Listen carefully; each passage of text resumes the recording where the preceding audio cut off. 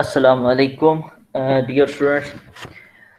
आज हम स्टार्ट करने जा रहे हैं HPLC की इंस्ट्रूमेंटेशन का सेकंड पार्ट।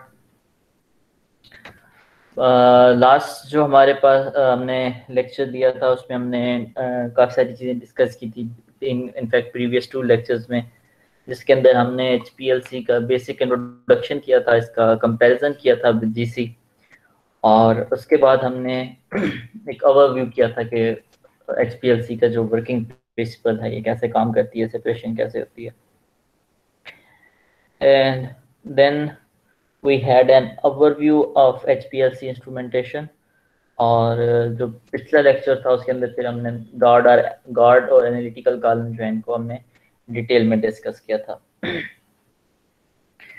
तो ये चीज़ें जो है हम प्रीवियसली पढ़ चुके हैं। अभी 2 लेक्चर और हैं इसमें जो इंस्ट्रूमेंटेशन के। आज के लेक्चर में हम पढ़ेंगे स्टेशनरी फेजेस के बारे में जो HPLC के अंदर हम जनरली यूज़ करते हैं, और उसके अंदर mainly based on the type of stationary phase हम नॉर्मल फेज और रिवर्स फेज, 2 तरह के HPLC की कैटेगरीज हैं। हमको डिस्कस करेंगे कि नॉर्मल फेज कौन सी होती है, रिवर्स फेज HPLC कौन सी होती है।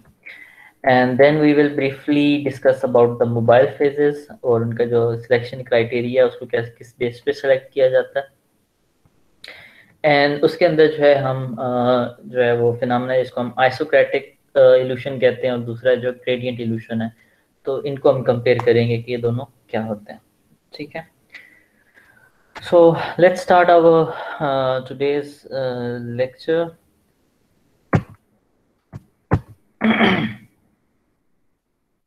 फर्स्ट जो है हम बात करेंगे स्टेशनरी फेज की, which is very important part of chromatographic system के मोस्टली जो डिटरमिन करती है कि आप कौन से एनालाइट को एनालाइज कर सकते हैं और कितनी एफिशिएंटली एनालाइज करते हैं। So it is all dependent on the stationary phase. तो HPLC जो है जैसे हम कहते हैं हाई परफॉर्मेंस लिक्विड क्रोमेटोग्राफी है। लिक्विड क्रोमेटोग्राफी का मतलब ये है कि यहाँ पे आप जो है जो यूज कर रहे हैं मोबाइल फेज है, एक तो आपके पास लिक्विड है, और यहाँ पे जो स्टेशनरी फेज है वो भी इन द लिक्विड फॉर्म है। So this is called liquid chromatography, जिसको हम पार्टीशन क्रोमेटोग्राफी भी कहते हैं। तो इन हाई परफॉर्मेंस लिक्विड क्रोमेटोग्राफी जो है हमारे पास मोबाइल फेज भी लिक्विड होती है और जो स्टेशनरी फेज होती है वो भी लिक्विड स्टेट में होती है। तो ओनली डिफरेंस इज कि यहाँ पे जो स्टेशनरी फेज है उसको कोट किया जाता है किसी भी पैकिंग मटेरियल के ऊपर। ठीक है, एंड एज वी प्रीवियसली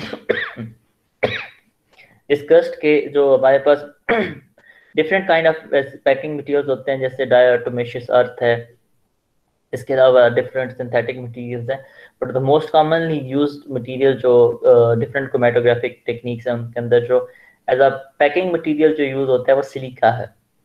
और HPLC के अंदर जो मोस्टली हम यूज करते हैं उसका जो साइज होता है अराउंड 3 to 10 माइक्रोन होता है, जो सिलिका पार्टिकल्स यूज किए जाते हैं। यहाँ पे एक प्रॉब्लम ये भी होता है कि जब आप लिक्विड यूज करते हैं, तो हमने गैस क्रोमेटोग्राफी में भी पढ़ा था कि अगर आप टेम्परेचर वहां पे जैसे हाई करते थे तो ब्लीडिंग स्टार्ट हो जाती थी, जो हमारी स्टेशनरी फेज है वो ब्लीड करना स्टार्ट हो जाती है और जिससे कॉलम जो है वो डैमेज हो जाता है। यहाँ पे भी एक प्रॉब्लम ये होता है हाई परफॉर्मेंस लिक्विड क्रोमेटोग्राफी है, क्योंकि हम काफ़ी हाई प्रेशर यूज कर रहे होते हैं और सम टाइम जो मटेरियल होता है स्टेशनरी फेज का, ये पार्शली जो है वो सॉल्युबल होता है मोबाइल फेज के अंदर। तो जिसकी वजह से जो स्टेशनरी फेज है, जब आप मोबाइल फेज उसमें से पास करते हैं तो वो उसके अंदर डिजोल्व होके उसमें से ब्लीड होना स्टार्ट कर जाती है, अगर हम उसको ऐसे ही जो है वो कोट किया हो किसी भी सिलिका जो हमारे पास पार्टिकल है उसके ऊपर। और अगर ब्लीडिंग वहां पे हो जाएगी तो इसका मतलब है कि कॉलम जो है वो डैमेज हो जाएगा। So just like gas chromatography जहाँ पे हम बॉन्डेड फेज यूज करते हैं, सिमिलरली HPLC के अंदर भी जो लॉस ना हो स्टेशनरी फेज का, कॉलम डैमेज ना हो, तो उसको जो है वो जो हमारे पास स्टेशनरी फेज होती है उसको कोवेलेंटली बॉन्ड किया जाता है सिलिका पार्टिकल्स के ऊपर, इंस्टेड ऑफ सिंपल जो है वो फिजिकल कोटिंग नहीं की जाती, ताकि उसके अंदर से उसकी जो है वो ब्लीडिंग ना हो और वो सॉल्युबल होके मोबाइल फेज के साथ ना जाए।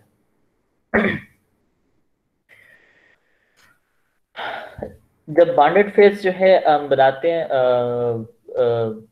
स्टेशनरी फेज, तो मोस्टली सिलिका पार्टिकल लिए जाते हैं और उनको रिएक्ट कराया जाता है डिफरेंट ऑर्गेनो क्लोरोसाइलेन के साथ, जिनका जनरल फार्मूला भी जो हम पहले डिस्कस कर चुके हैं, SiCH3 whole twice RCl। So basically यहाँ पे जो R है ये एक कोई भी अल्काइल ग्रुप हो सकता है या सब्स्टिट्यूटेड अल्काइल ग्रुप हो सकता है, और आपकी जो स्टेशनरी फेज है उसकी प्रॉपर्टीज क्या है वो डिपेंड करती हैं इस R के ऊपर। Depending on the nature of R जो है वो आपकी जो प्रॉपर्टीज हैं स्टेशनरी फेज की वो जो है हम डिटरमिन करते हैं कि हमें किस तरह की हमारे पास स्टेशनरी फेज आ रही है। तो कुछ इस तरह से हमारे पास ये हमारे पास सिलिका पार्टिकल्स हैं जो है SiOOH, और यहाँ पे ये जो सेंट्रल हाइड्रोजन है इसको रिप्लेस करके सिलिका यहाँ पे अटैच होता है, और इस तरह से हमारे पास ये जो है हमारे पास stationary phase which is covalently bonded to the silica particle is formed.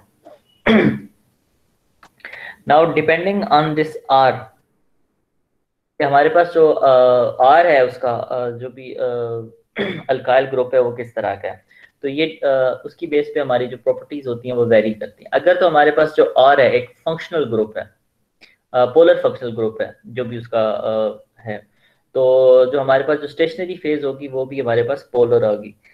और पोलर स्टेशनरी फेजेस कौन सी होती हैं जिनके अंदर R कौन सा फंक्शनल ग्रुप होता है मोस्टली, आप लोगों में से कोई बता सकता है? Non polar sir. नहीं, अगर हमारे पास R जो है जो उसका फंक्शनल ग्रुप है, R का जो भी फंक्शनल ग्रुप है वो पोलर है, तो हम कहते हैं कि स्टेशनरी फेज भी पोलर होगी। तो ऐसे कौन से फंक्शनल ग्रुप हैं पोलर होते हैं? Hydroxyl group, hydroxyl group, hydroxyl group हो सकता है, ठीक है। कार्बोक्सिलिक ग्रुप हो सकता है, अमाइन।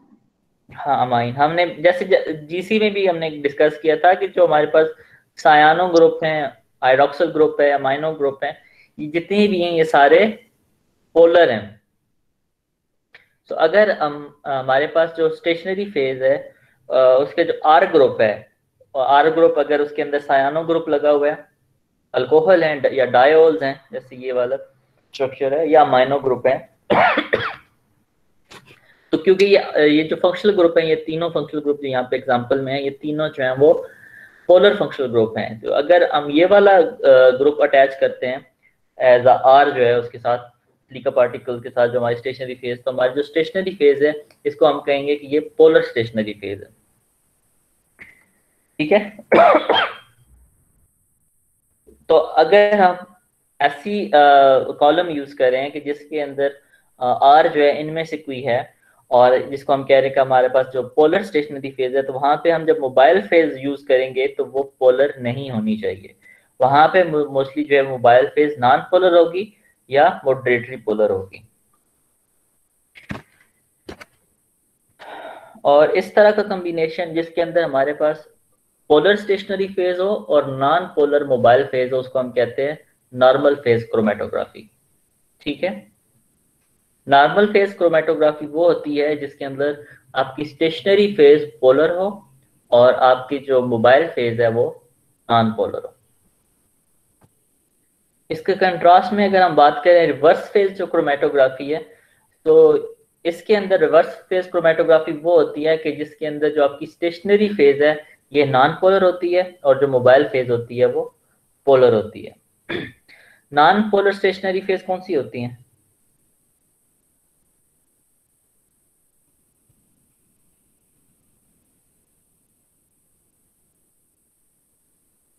फरिया?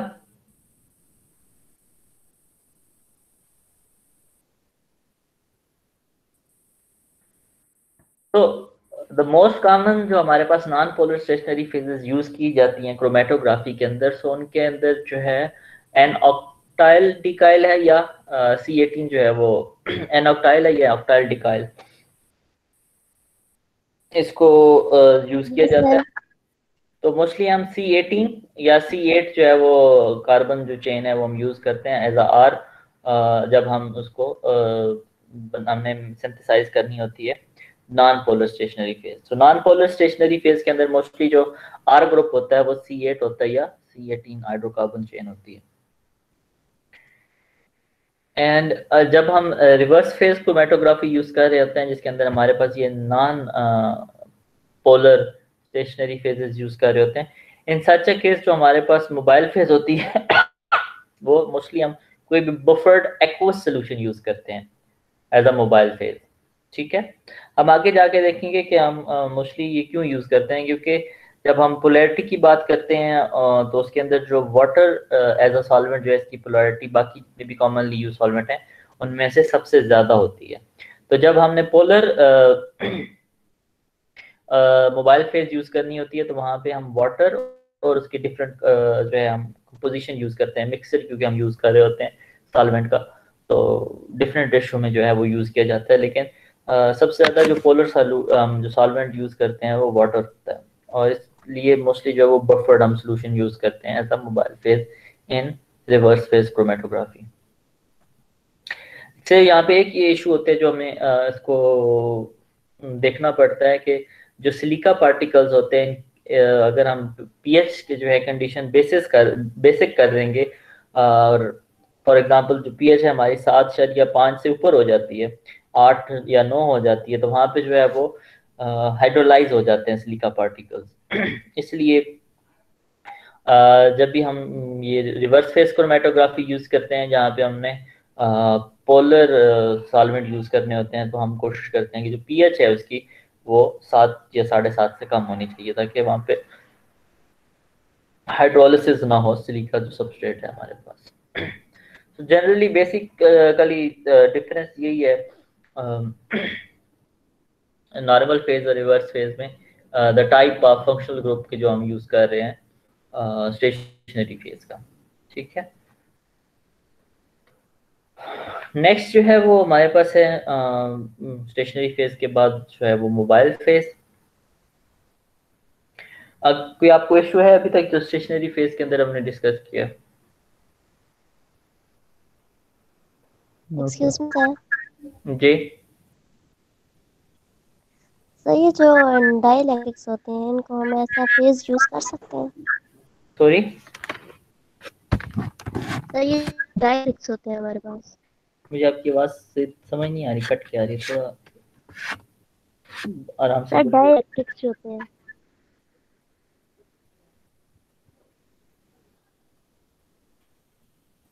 डाइलेक्ट्रिक्स का बोल रहे हैं सर। अच्छा, डाइलेक्ट्रिक जो होते हैं, ठीक है, आगे। सर उनको हम ऐसा फेज यूज कर सकते हैं? As a as a phase phase stationary और डाइलेक्ट्रिक, कौन से डाइलेक्ट्रिक की बात कर रही हैं, कोई एग्जांपल देना चाहेंगे आप? सर जैसे मैंने कहीं पढ़ा था कि ये जो होती है रिवर्स पीएलसी होती है, हम्म, इसमें हम लो डाइलेक्ट्रिक्स यूज कर सकते हैं, ठीक मतलब है, जिसमें इतनी अच्छी चार्ज डिस्ट्रीब्यूशन नहीं होती, तो किस ठीक। तरह से मतलब? अच्छा, तो आपने ये कहाँ पे पढ़ा था? सर मुझे अब याद नहीं है लेकिन मैंने पढ़ा था इसको किसी बुक में, किसी आर्टिकल में। ठीक है, बेसिकली यूज करने को तो आप कुछ भी यूज कर सकते हैं ना एज ए स्टेशनरी फेज, कोई रिस्ट्रिक्शन तो है नहीं। ठीक है, मेनली तो ये है कि आपने एक आपके पास सोल्यूशन है जिसके अंदर 4 से 5 डिफरेंट एनालाइट हैं और आपने उनको सेपरेट करना है। तो अगर आप कोई भी मटेरियल यूज कर रहे हैं कि जो उनके साथ डिफरेंटली ये अट्रैक्शन रखता है या डिफरेंटली बिहेव करता है, तो वो उसको सेपरेट कर सकते हैं थ्योरेटिकली ना, अगर हम थ्योरेटिकली बात करें। लेकिन नॉर्मली जो है वो हम जो यूज करते हैं जो कॉलम बनाते हैं, बेसिकली ये टारगेटेड कॉलम मैन्युफैक्चरिंग होती है। क्या हमने किस तरह की आयंस जो है उनको रिमूव करना है, तो जो भी हम ये सिंथेसाइज कर रहे होते हैं स्टेशनरी फेज, तो ये पहले से ज़हन में होता है कि ये स्टेशनरी फेज इन आयंस को एनालाइज करने के लिए यूज होगी। सो बेसिकली जब भी ये ऐसा नहीं होता कि स्टेशनरी फेज पहले बनाते हैं और बाद में चेक करते हैं कि किन किन को एनालाइज कर सकती है, बल्कि पहले ज़हन में रखा जाता है कि इन चीज़ों को हमने एनालाइज करना है, तो उनके हिसाब से हम किस तरह की स्टेशनरी फेज हमारे पास होनी चाहिए, कौन से फंक्शनल ग्रुप होने चाहिए, और उसकी क्या स्ट्रेंथ कितनी होनी चाहिए, कितनी पोलर हो, स्लाइटली पोलर हो, नॉन पोलर हो, किस तरह की हो। तो अगर आप उसके अंदर कोई भी आप मटेरियल यूज कर सकते हैं। आप अगर लो डाइलेक्ट्रिक यूज करते हैं, या आप सिंपल सिलिका पार्टिकल ही क्यों नहीं यूज कर लेते, या ऊपर आप जो बेसिकली तो डेरिवेटाइजेशन की जाती है यहाँ पे, जो आर ग्रुप होता है, तो डिफरेंट डेरिवेटिव लगाए जाते हैं डिपेंडिंग टोटली उनकी एफिनिटी क्या है फॉर आवर डिजायर्ड एनालाइट जिनको हम एनालाइज करना है। तो बेस्ड ऑन दैट आप कोई भी मटेरियल थ्योरेटिकली जो है वो यूज कर सकते हैं। कोई ऐसा रिस्ट्रिक्शन नहीं है कि आपने बस यही मटेरियल यूज करना है। सिर्फ ये होता है कि वो ड्यूरेबल हो और लॉन्ग लास्टिंग हो और उसकी एफिशिएंसी अच्छी होनी चाहिए। तो ये मेजर जो हमारी रिक्वायरमेंट होती हैं स्टेशनरी फेज की। इसके अलावा कोई?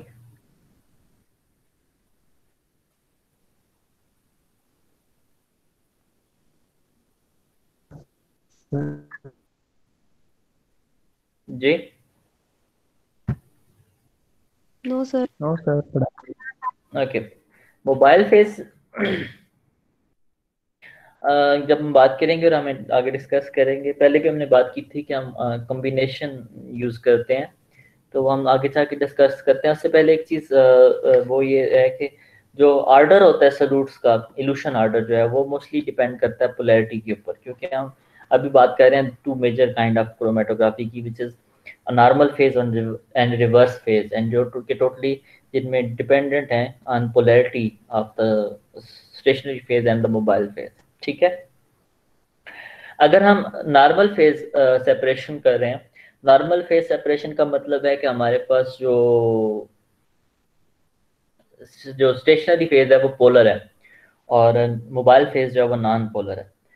तो अगर हमारे पास पोलर स्टेशनरी फेज है, तो जो लीस्ट पोलर सल्यूट होंगे वो बहुत कम टाइम गुजारेंगे और वो जल्दी इल्यूट हो जाएंगे सबसे क्योंकि लाइक डिसॉल्व लाइक वाला जो फिनोमेना यहाँ पे सॉरी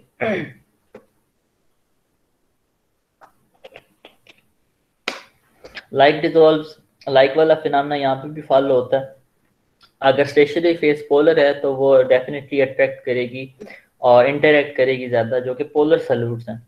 तो यहाँ पे जो लीस्ट पोलर सल्यूट हैं वो सबसे पहले इल्यूट होंगे और जो हाईली पोलर सल्यूट होंगे वो सबसे आखिर में इल्यूट होंगे इन नॉर्मल फेज जो हमारे पास सेपरेशन है।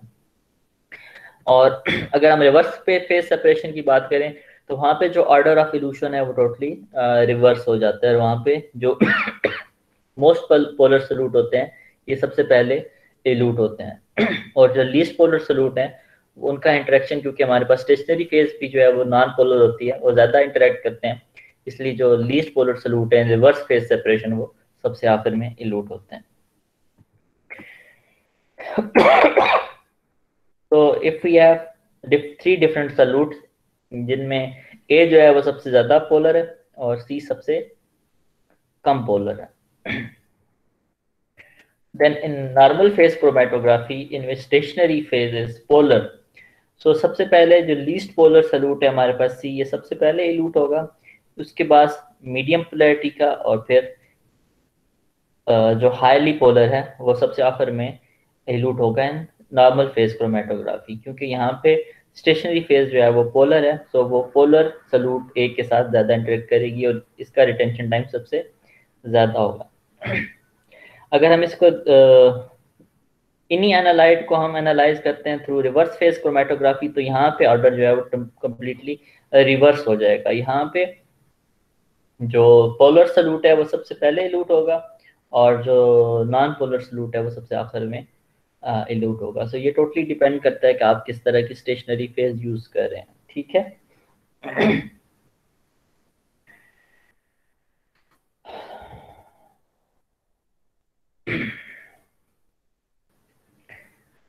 ओके, सो जब हम सॉल्वेंट सिलेक्शन करते हैं कि हमने कौन सा मोबाइल फेज यूज़ करना है और उसकी जो मोबाइल फेज है उसकी कंपोजिशन क्या होनी चाहिए, तो इसके लिए हम जो है वो एक टेबल यूज़ करते हैं जो कि बेसिकली डिपेंड करता है, हम उसको कहते हैं कि पोलैरिटी इंडेक्स उसका कितना है, कि वो जो मोबाइल फेज है वो कितनी ज़्यादा पोलर है। यहाँ पे जो सबसे नॉन पोलर मोबाइल फेज हम मोस्टली यूज़ करते हैं वो साइक्लोहेक्सेन है, जिसका जो पोलैरिटी इंडेक्स है वो 0.04 है, और जो एन हेक्सेन है इसका 0.1 है। ठीक है, ये दोनों जो है वो हाईली नॉन पोलर जो है मोबाइल फेज हैं। अगर हम सेंटर में आए, यहाँ पे जैसे एथेनॉल है, ये 4.3 है, डाइऑक्सेन है 4.8 है, मेथनॉल 5.1 है, और वाटर का जो पोलैरिटी इंडेक्स है ये 10.2 है, जो कि हाईली पोलर है। ठीक है, तो अगर हम ने नॉन पोलर यूज करनी है तो हम साइक्लोहेक्सेन यूज करेंगे, हमने हाईली पोलर यूज करना है तो हम वाटर को यूज करेंगे, या हम इनमें से दो या तीन को मिक्स कर लेंगे। ठीक है, और फॉर एग्जांपल अगर हमें 7 जो है वो पोलैरिटी इंडेक्स चाहिए, तो यहाँ पे 7 नहीं है, तो हम वाटर को और फॉर एग्जांपल मेथनॉल को इस रेशो में मिक्स करेंगे कि हमारे पास जो फाइनल पोलैरिटी इंडेक्स है वो अराउंड 7 आता है। सर इसका हम ये टेम्परेचर मेजर इसके हम एग्जांपल करेंगे अभी नेक्स्ट स्लाइड में। सो जो मोबाइल फेज है, जो भी आप इंटरमीडिएट या डिजायर्ड पोलैरिटी है, हम वो ऑब्टेन कर सकते हैं बाय मिक्सिंग 2 और मोर जो है ना different kind of mobile phases.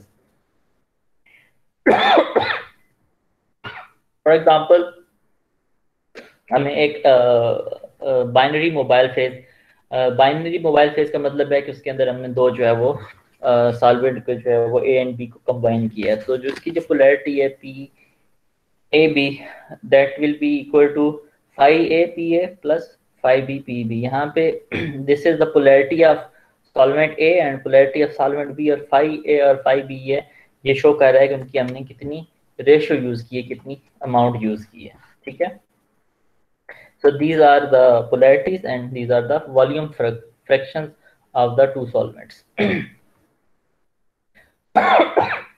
Just we will do an example. For example, in a reverse phase HPLC separation, हम एक मोबाइल फेज यूज कर रहे हैं कि जो कि 60% वाटर एंड 40% मेथनॉल का मिक्सचर है, वॉल्यूम बाय वॉल्यूम। तो इस मोबाइल फेज की पोलैरिटी इंडेक्स क्या होगा? एक ऐसी मोबाइल फेज जिसके अंदर हम 60% वाटर यूज कर रहे हैं और 40% मेथनॉल यूज कर रहे हैं। सो हम इसकी वैल्यू यहाँ पे पुट करेंगे, तो हमारे पास अगर हम जो फर्स्ट जो हमारे पास है ये वाटर है, ये 60% है, तो ये 0.6 इसकी वॉल्यूम फ्रैक्शन आ गई, और ये इसका पोलैरिटी इंडेक्स आ गया 10.2 और प्लस हमारे पास सेकंड हमारे पास मोबाइल फेज जो मेथनॉल है, इसकी क्योंकि ये 40% यूज हुआ तो वॉल्यूम फ्रैक्शन इसका 0.4 आ गया, और 5.1 जो है इसकी पोलैरिटी इंडेक्स है।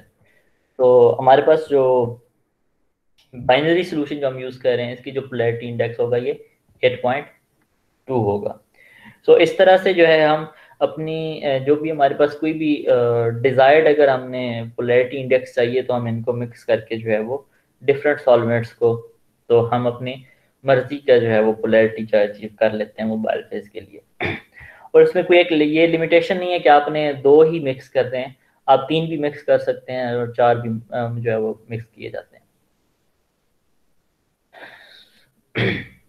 तो दैट और मेनली डिपेंड करता है कि आपके पास जो भी आप रेशो यूज कर रहे हैं उसके अंदर जो सेपरेशन हो रही है वो एफिशिएंटली हो रही हो, जो एनालाइट है आपकी, और उसके अंदर आप कोई भी जो है वो कंपोजिशन जो है वो आप यूटिलाइज कर सकते हैं।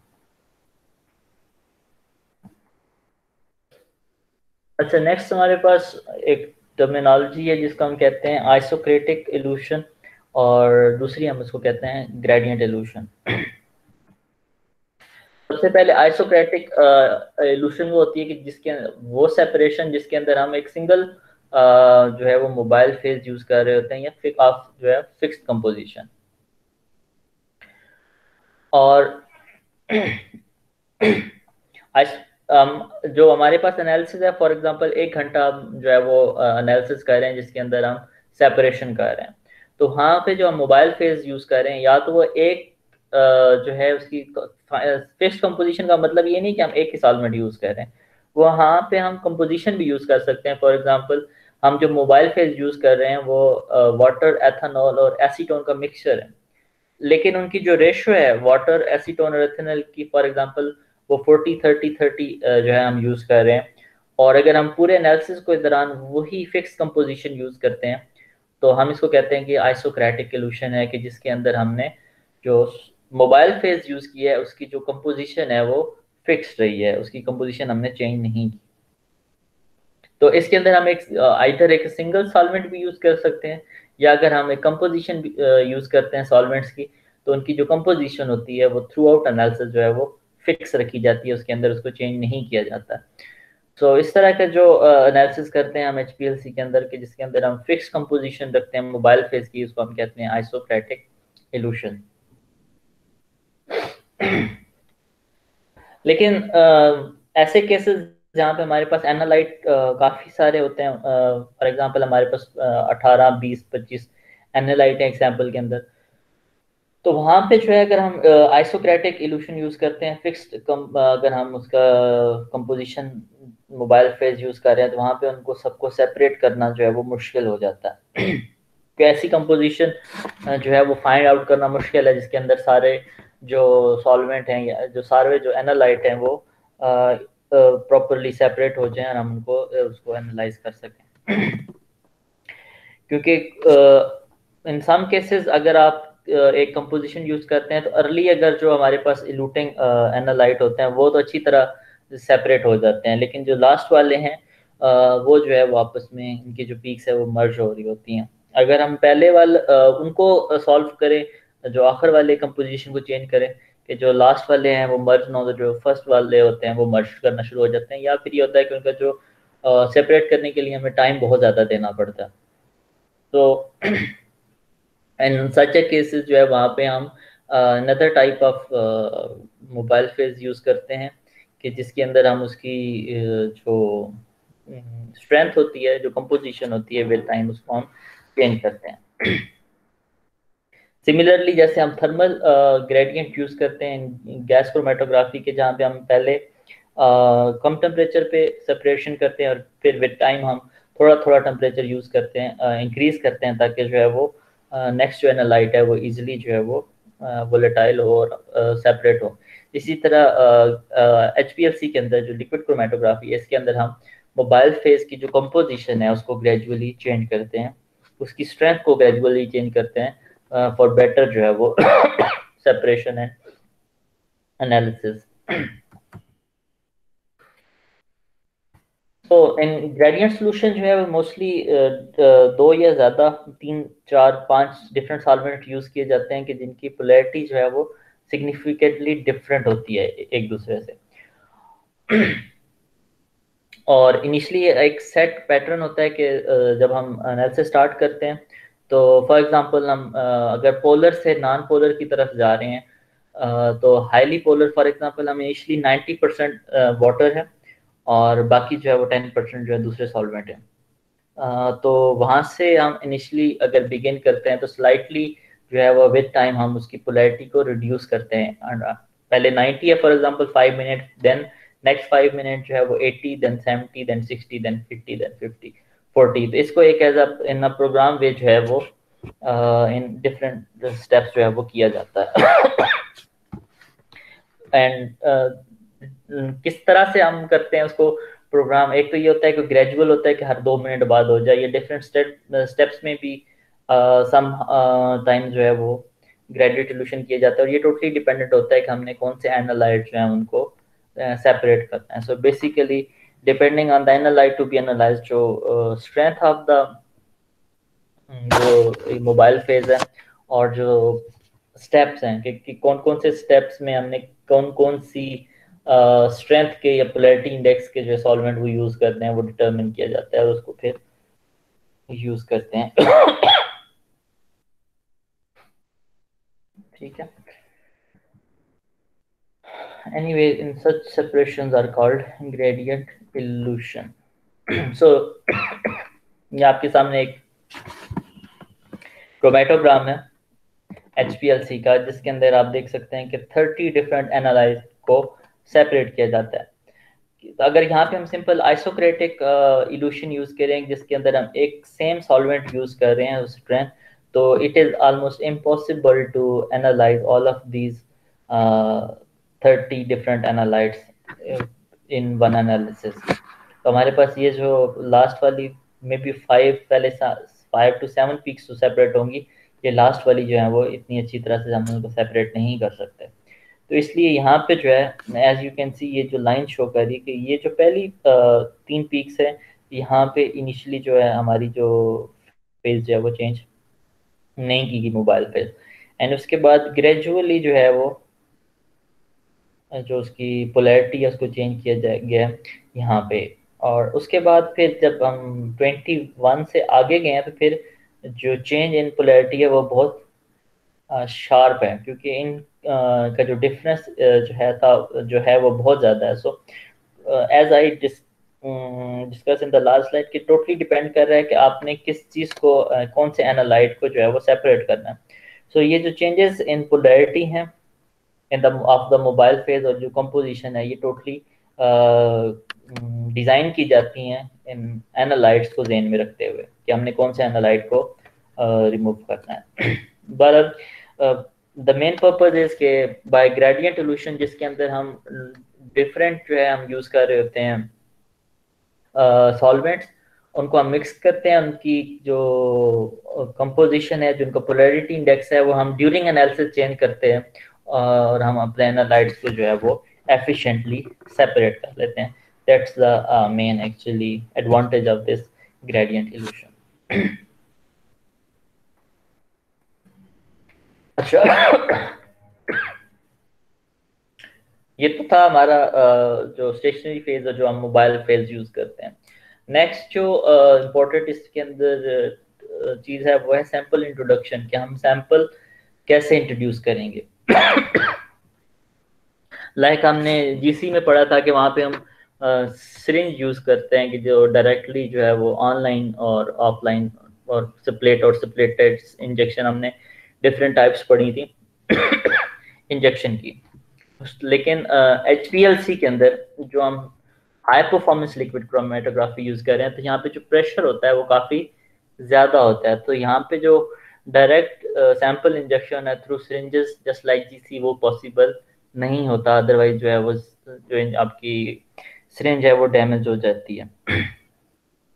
इसलिए यहाँ पे जो मोस्ट कॉमनली जो सैंपल इंट्रोड्यूस किया जाता है वो थ्रू लूप इंजेक्टर है। यहाँ पे डिफरेंट लूप्स यूज की जाती हैं जिनके थ्रू सैंपल जो है वो जीसी के अंदर इंजेक्ट किया जाता है। लूप्स जो होती है मोस्टली ये पॉलीमर की बनी होती हैं और इनका वॉल्यूम जो है वो नॉर्मली जीसी के लिए जो है HPLC के लिए 0.5 माइक्रोलीटर टू 2 मिलीलीटर तक होता है। ठीक है, so that totally depends कि आपका सैंपल किस तरह का है और उस तरह के आप लूप वहाँ पे यूज करते हैं कि आपने कितना सैंपल जो है उसके अंदर एनालाइज करना है। तो ये मिनिमम 0.5 माइक्रोलीटर हो सकता है और मैक्सिमम जो है वो 2 मिलीलीटर जो है आप सैंपल यूज कर सकते हैं। सो ये हमारे पास स्कीमेटिक डायग्राम में हम जब सैंपल इंट्रोडक्शन करते हैं तो ये हमारे पास लूप्स हैं जो हम यूज कर रहे हैं।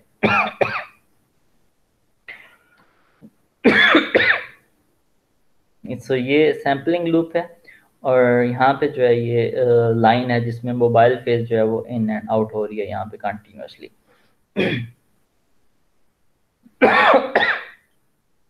Sorry.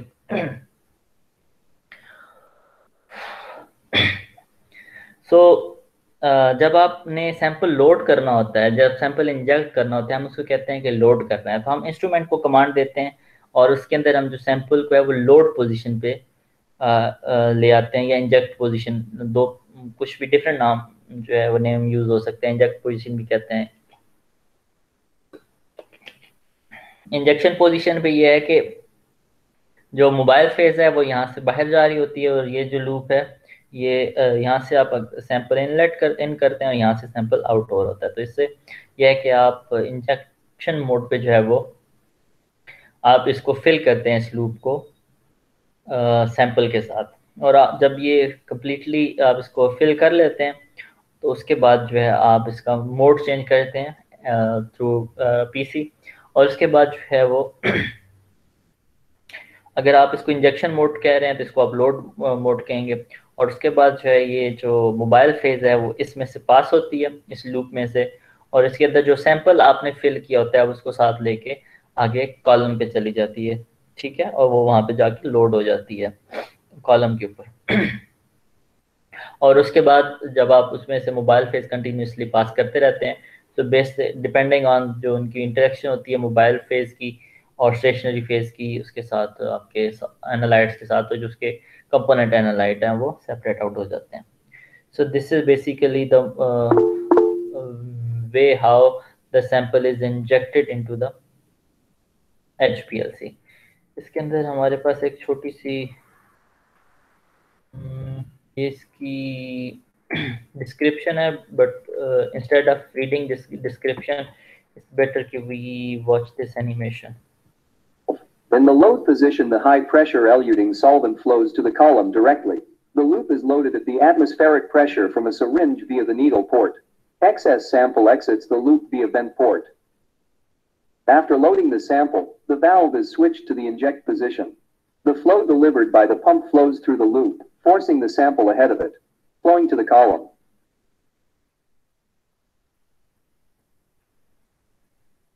Then, the valve returns to the load position, and the mobile phase moves the sample through the column. So, just to show you, In the load position, the high-pressure eluting solvent यहाँ पे flows to the solvent जो है column वो directly. The यहाँ से loop is loaded at the atmospheric pressure from a syringe via the needle port. Excess sample exits the loop via vent port. ये आप After loading the sample, the valve is switched to the inject position. The flow delivered by the pump flows through the loop, forcing the sample ahead of it, flowing to the column.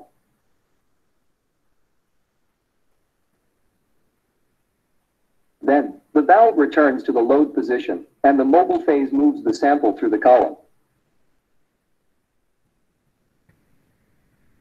सो इस तरह से जो हम loops जो हैं वो उनको use करते हैं फॉर सैंपल इंजेक्शन के। आप पहले जो है लूप के अंदर हम अपना सैंपल फिल करते हैं और उसके बाद उसमें से मोबाइल फेस पास करते हैं कि जो कि उसको आगे कॉलम के में ले जाता है, फ्लश कर देता है, ठीक है। नेक्स्ट जो है हमारे पास हम डिफरेंट HPLC पंप यूज़ कर रहे हैं क्योंकि हम वैक्यूम यूज़ कर रहे हैं, तो there is some of the requirements कि आप कौन किस तरह के पंप यूज़ करते हैं।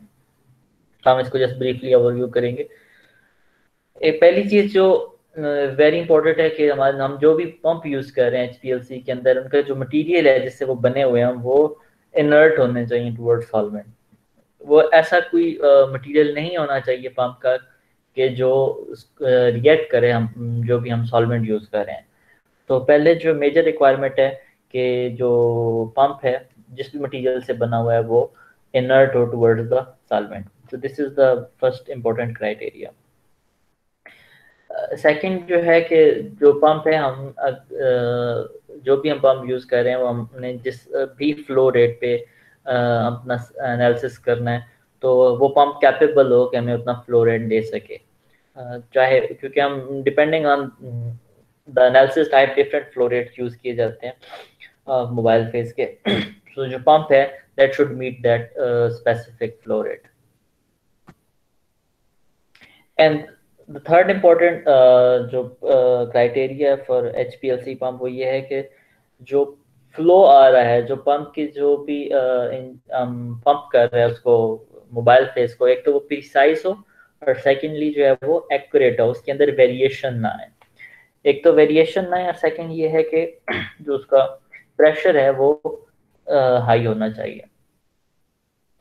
सो जो पंप है एक इनर्ट होना चाहिए, उसका फ्लो रेट ज़्यादा होना चाहिए, जो वो पंप कर रहा है जो मोबाइल फेस को उसका जो फ्लो है वो एक्यूरेट होना चाहिए, उसके अंदर ज़्यादा फ्लक्चुएशन नहीं होनी चाहिए, और हाई प्रेशर के ऊपर जो है वो उसको इंजेक्ट कर सकता हो। एंड इन सब के बाद जो मेजर है कि वो पल्सेस ना आए, कि स्टॉप स्टार्ट जो है वो उसका जो पंपिंग ना हो, बल्कि वो एक कंटिन्यूअस जो है वो फ्लो रेट हमें मिल रहा हो। And finally it should be reliable. So these are some of the criteria जो भी हम पंप यूज करते हैं HPLC के अंदर, उसका कि ये उसको फॉलो करने चाहिए। 3 डिफरेंट टाइप के पंप्स हैं जो कॉमनली यूज होते हैं, जिनको हम रेसिप्रोकेटिंग पंप्स कहते हैं, सिरिंज पंप कहते हैं और कांस्टेंट प्रेशर पंप्स कहते हैं। ये 3 डिफरेंट टाइप्स हैं पंप्स की कि जो हम मोस्टली HPLC के अंदर यूज करते हैं। इनको हम डिटेल में डिस्कस करेंगे इंशाल्लाह जो है वो नेक्स्ट पार्ट के अंदर। ठीक है, थैंक यू।